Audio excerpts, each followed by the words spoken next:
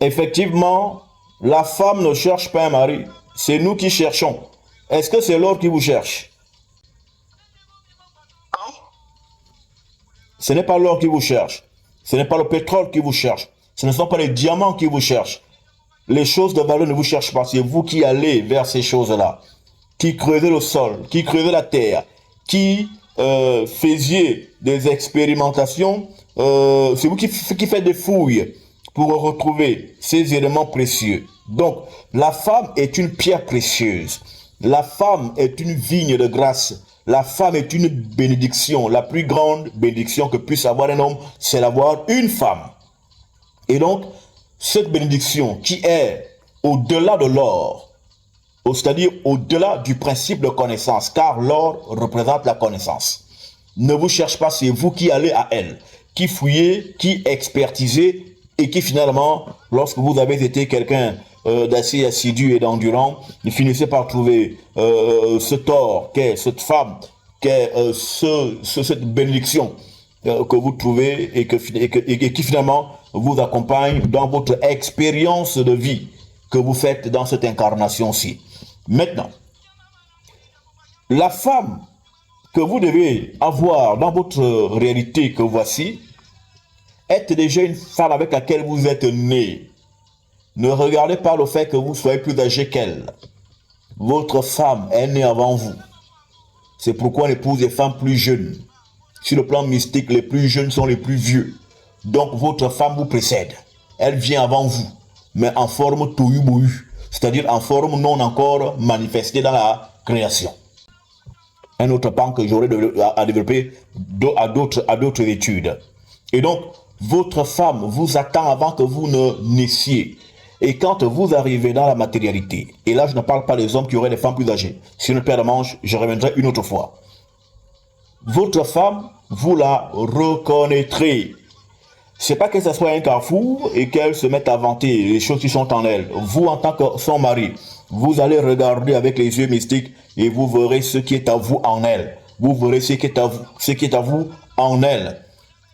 Et tout le monde ne peut pas voir ce dépôt. Il n'y a que le propriétaire de la femme qui va réussir à voir le dépôt. Ou quelqu'un d'autre qui aurait les yeux, qui pourrait voir, comme les voleurs qui nous volent aussi nos richesses, ils voient.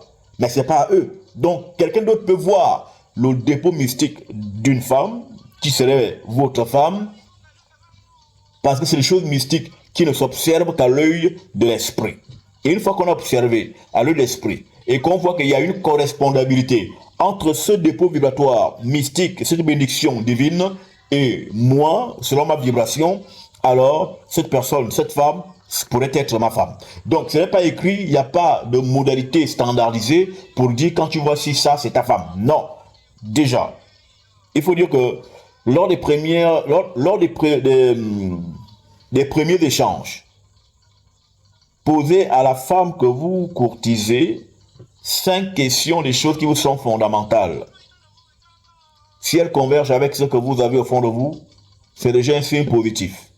Mais au-delà de ça, même sans poser de questions, les entités, quand vous êtes un initié, les entités vous orienteront et vous diront, voici votre femme, pas besoin de parlementer, pas besoin que vous soyez dans des théorèmes philosophiques, ils vous convaincront sans preuve, mais vous serez vous-même convaincu au fond de votre esprit que voici la personne qu'il me faut, et elle aussi sera convaincue. Pas les bêtises des chrétiens que non, Dieu m'a parlé, que tu es ma femme, et la femme n'a rien vu.